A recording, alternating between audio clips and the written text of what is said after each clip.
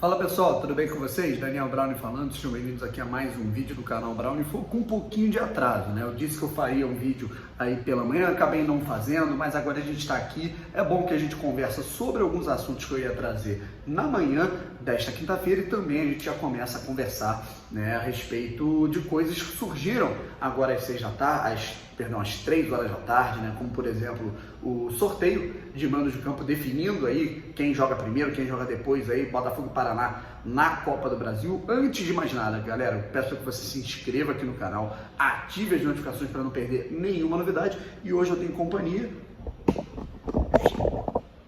Vitorinha. Então é isso, né? Então aqui na casa dela, vamos... Cara, agora eu desmontei o tripé todo, o que eu faço? Abre. Não, mas calma aí, agora tá gravando. Abre. Enfim, é isso, rapaziada. Antes de mais nada, já falei, se inscreva aqui no canal, ative as notificações. Estamos chegando quase aos 32 mil inscritos aí, que é a meta, né, do canal para esses próximos dias. Então vamos falar aqui desse sorteio da Copa do Brasil, Botafogo e Paraná, projeção de Botafogo e Flamengo, estamos quase aí na véspera, e também outros assuntos aí que surgiram ao longo dessas últimas horas aí de Botafogo. Vamos lá, gente. Primeiro assunto, definidos aí os mandos de campo junto com as datas desse confronto entre Botafogo e Paraná, válido pela terceira fase da Copa do Brasil, né? Lembrando que da primeira para a terceira fase é um chaveamento, né, que fez com que essas equipes se encontrassem, e aí quem passar, né, para a quarta fase vai ser sorteio. A partir da quarta fase as equipes se enfrentam em um sorteio, né, que define aí a quarta fase. Depois tem as oitavas, né, que já entram os times da Libertadores. Enfim, o objetivo do Botafogo, obviamente, né, a obrigação, eu diria, do Botafogo é se classificar para, no mínimo, as oitavas de final da competição. Agora está definido, gente, na CBF, a CBF TV transmitiu há pouco, né, por volta das 3 da tarde dessa quinta-feira, o sorteio, né, que definia os mandos de campo, e está definido dia 11 de março, primeiro confronto, ida, o Botafogo joga no estádio Newton Santos, ou seja, a partida de ida será em casa e o Botafogo decide fora. Portanto, dia 11 de março, na próxima quarta-feira, então daqui uma semana, Botafogo e Paraná, primeiro jogo no estádio Newton Santos, próxima quarta-feira, e uma semana depois, 18 de março, o Botafogo enfrenta o Paraná na Vila Capanema, em Curitiba, capital paranaense. Então o Botafogo mais uma vez decidindo fora em mais um confronto de Copa do Brasil. O Botafogo vai saber aí se passa ou não adiante na competição fora de casa, longe do Rio de Janeiro. Nesse sentido é um pouco mais complicado, né? Afinal, a gente viu o que aconteceu no último jogo, no último confronto de terceira fase que o Botafogo participou, Botafogo e Juventude, né? O Botafogo foi lá e perdeu, né, para o Juventude justamente nesses moldes. O Juventude chegou aqui no primeiro jogo, no estádio Newton Santos, montou uma retranca, empatou e decidiu lá no Sul, né? Então essa é uma preocupação. Eu acho que o Botafogo ele vai ter que ter todo um bom trabalho para construir um bom resultado, né, uma boa capa de gordura nesse jogo no Rio de Janeiro para ir tranquilo para o Paraná, né? Então, na minha visão, né, eu acho que talvez em termos de, eu acho que para decidir eu preferiria ter o Botafogo decidindo dentro de casa, mas nessa sequência de jogos aí, tem Botafogo e Flamengo, depois Botafogo e Bangu. O Botafogo faz 3 jogos seguidos aí no Rio de Janeiro, então nesses termos assim de desgaste, né, talvez não tenha tanto. E eu acho que uma situação também, né, que pode ser enxergada como positiva e que a gente vai ter agora finalmente, está definido, a gente vai ter a estreia do Honda na quarta-feira, né? Quarta-feira, Botafogo e Paraná, jogo válido por Copa do Brasil, não sei se como titular, como reserva, o Honda vai estrear com a camisa do Botafogo. Pelo menos esse sorteio, definindo que o Botafogo vai jogar a primeira partida do jogo de ida em casa, né, não deixa que a diretoria cometa a irresponsabilidade de, se o jogo fosse no Paraná, a primeira partida fosse no Paraná, né, poupar o Honda e não colocar o Honda para que ele estreie bonitinho no estádio, né? Isso para mim era uma loucura total, pelo menos nesse sentido. Isso evita que o Botafogo não coloque força máxima no primeiro confronto, que é muito importante na Copa do Brasil. Lembrando o regulamento, tá, gente? Não tem gol qualificado. A gente viu que na primeira fase era um regulamento, tinha a equipe que jogava fora tinha vantagem do empate. No segundo confronto, né, a vantagem era basicamente da equipe que jogava dentro de casa, porque empatou e pênalti em qualquer circunstância.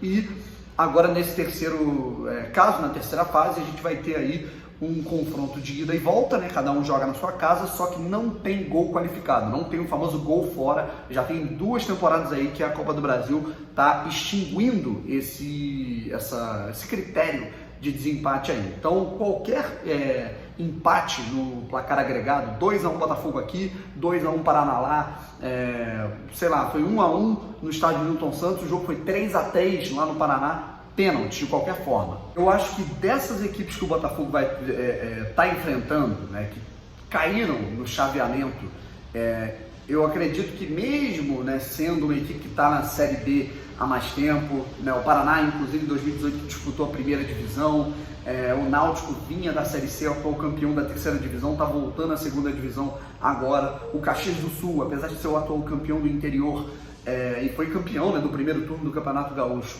o Caxias está na quarta divisão e tudo mais, só que mesmo assim, né, se você pegar o desempenho, o momento de Caxias, Náutico e Paraná, talvez o Paraná seja o adversário com maiores dificuldades em termos de desempenho no futebol apresentado nesse início de temporada, seja na Copa do Brasil, onde vem passando aí com um certo sufoco, passou num sufoco completamente louco, né, contra a equipe, foi no Bahia de Feira de Santana. O Bahia de Feira vencia o jogo pelo placar de 2-0, o Paraná fez 3 gols nos acréscimos e virou o jogo, e agora enfrenta o Botafogo, apesar de ser uma equipe com mais estrutura, talvez com mais dinheiro, né, com mais jogadores, né, talvez do que Náutico, do que o Caxias do Sul, é uma equipe com pior momento em relação a esses outros times. Só que a gente lembra que o momento do Campinense, vamos lembrar em 2019, o momento do Campinense, quando o Botafogo enfrentava o Campinense, também não era dos piores. Aí o Botafogo foi enfrentar o Cuiabá estava muito bem, o Botafogo foi lá e venceu de 3-0, passou para pegar o Juventude uma completa crise, o Botafogo foi eliminado. Então Copa do Brasil não tem dessa, inclusive essa classificação heróica do jeito que foi do Paraná contra o Bahia de Feira de Santana, pode imbuir a equipe do Paraná de confiança e incendiar a torcida, principalmente para esse confronto que acontece, o jogo de volta na casa do Paraná, na Vila Capanema, no dia 18 de março.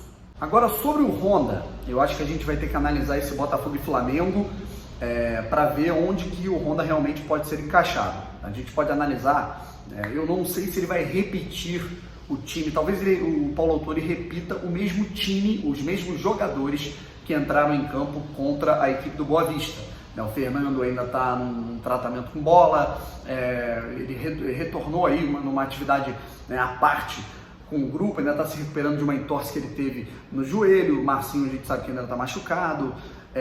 A única novidade, né, que talvez tenhamos é a do Pedro Raul. É uma notícia que surgiu hoje que o Pedro Raul ele voltou a treinar com a equipe, voltou a treinar normalmente e então se adaptando, né, fisicamente. Eu acho que era a grande preocupação do Paulo Autori, revigorar o jogador fisicamente para que ele possa estar 100% e colaborar, né? Eu acho que a posição talvez seja o grande titular absoluto, né? Dadas as concorrências aí que ele tem do Igor Castro, do Navarro, eu acho que ele está muito acima tecnicamente, então o Pedro Raul ele tem que ser recuperado 100%. Estando 100%, ele tem que ir para o jogo contra o Flamengo, vai ser muito importante. Só que voltando ao time, né? Eu acredito que ele encaixe os mesmos jogadores, mas talvez ele modifique algumas funções. Eu acho que colocar o Nazário do lado do campo, não só tira um pouco do poder de marcação da equipe do Botafogo, mas tira a própria criatividade do principal jogador, do jogador mais perigoso do Botafogo hoje, que é o Nazário. Para mim, o Nazário tem que jogar centralizado, ele tem que ser o meio armador da equipe. E se for para colocar o Gabriel Cortez, vai ter que colocar ele para jogar um pouco afastado pelo lado do campo, ou encostando o Gabriel Cortez no Pedro Raul, dependendo da situação.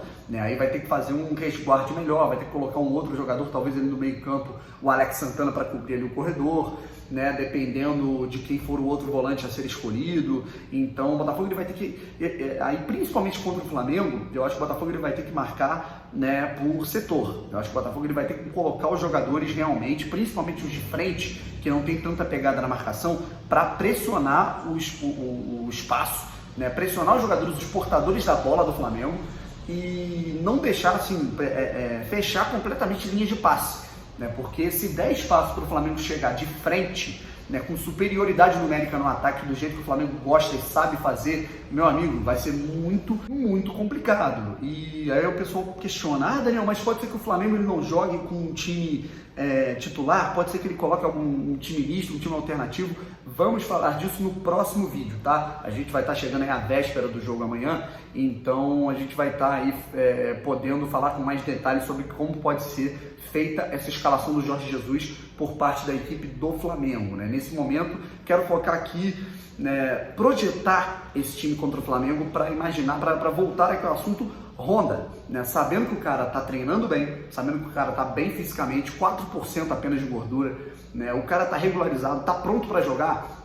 Se o cara realmente, né, estiver fazendo muito a diferença, né, e pelas imagens, né, e pelo que consta, o cara tá realmente, normalmente destoa pela qualidade técnica dele no time do Botafogo, a gente pode imaginar o Honda jogando como titular da equipe do Botafogo na primeira partida da Copa do Brasil. Eu repito, se eu fosse o Paulo Autuori, né, eu colocaria o Honda pelo menos no banco contra o Flamengo. Para mim o cara tá disponível, né, ele tá bem fisicamente, o cara tá adequado, tá treinando bem, tá regularizado, ele tem que jogar. Né? Nem que o Honda fique no banco, tem o ritmo de jogo, beleza, deixa o cara no banco de reservas, né, e aí coloca ele no segundo tempo no eventual caso, não sei. Né? E aí, contra o Paraná, para mim, ele pode acabar entrando como titular.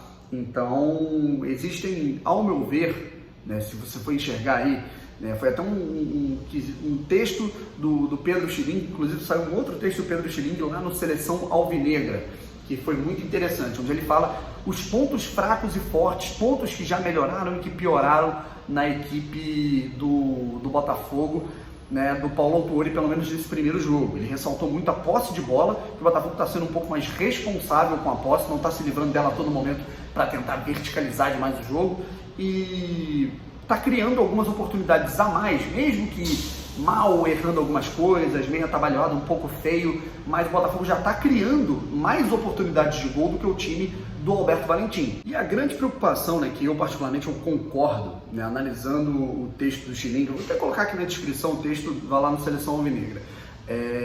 Eu acho que, principalmente, né, aí a gente não fala só de manejos coletivos, mas do próprio desequilíbrio do time, se você analisar algumas peças no ataque e algumas peças no campo de defesa. Né? E para mim vem muito da questão da preocupação daquilo que o Botafogo vai ter demais num certo setor, e aí vai ter que encaixar Honda e Nazário juntos. Eu acho que esse é um grande ponto central que eu quero, né, indagar aqui. Ou você vai ter que escalar, ao meu ver, essa é a minha opinião, que eu concordo com o Schilling, você coloca o Honda, né, com liberdade, encostando no Pedro Raul, encostando na última linha de ataque um 4-4-2 eventualmente, ou você coloca o Nazário e o Honda revezando juntos ali como interiores, né, à frente de um único volante, mas para isso vai ter que ter um trabalho um pouco mais detalhado. Nesse momento, né, tá complicado para você moldar algo mais complexo, né, com essa sequência de jogos, então o Botafogo nesse momento tem 2 volantes. O grande problema é como o Botafogo está fazendo para marcar, tendo alguns jogadores que não têm essa característica de pegada no meio campo. Né? O Honda, né, talvez não tenha essa característica, o Nazário a gente viu que não tem, o Cortez a gente está vendo que não tem, então vai ter que haver um encaixe. E essa é a grande preocupação não só para o jogo contra o Flamengo, mas para a sequência da temporada. Por isso que a gente fala muito de um reforço que o Botafogo talvez tenha que contratar, né, para volante e principalmente para as laterais. As laterais estão muito desniveladas. Né? Inclusive, né, vou deixar aqui para finalizar o vídeo a pergunta feita pelo meu amigo Fabiano Bandeira, tá lá no canal dele. Inclusive vou colocar mais uma vez aqui, cara, canal do Fabiano Bandeira, mais um parceiro nosso, falando sobre o Botafogo. Ele fez uma pergunta ao Danilo Barcelos, da coletiva de imprensa, né, ontem, realizada no estádio Newton Santos. O lateral falou, depois do treino, muito sobre essa função do corredor, né, as preocupações que o Botafogo ele vai ter com essa questão dos corredores aí laterais para marcar, principalmente nesse jogo contra o Flamengo. Vou deixar aqui então o vídeo com a pergunta do Fabiano, a resposta do Danilo, falando um pouco também do Luiz Henrique, né, que está tendo que melhorar nesses quesitos aí, já que ele está tendo que ser um pouco sacrificado em termos de característica, porque outros jogadores que atuam no campo ofensivo não tem essa característica de marcação. Pessoal, então é isso. Vou deixar o vídeo para vocês darem uma olhada. Danilo, ontem o Luiz Henrique falou sobre a função que ele também faz na recomposição, e ele disse que faz isso desde a base. Como tem sido para você essa dobradinha ali com ele, tanto defensivamente quanto ofensivamente? Esse cara que joga na beirada tem esse trabalho, como fala, mais árduo, né? Tem que ajudar tanto na frente quanto atrás, e às vezes é pouco recompensado, né? O Luiz fez uma baita partida no domingo, ajuda muito defensivamente, e hoje é impossível ele talvez não fazer essa ajuda ali, porque sempre vai faltar um homem.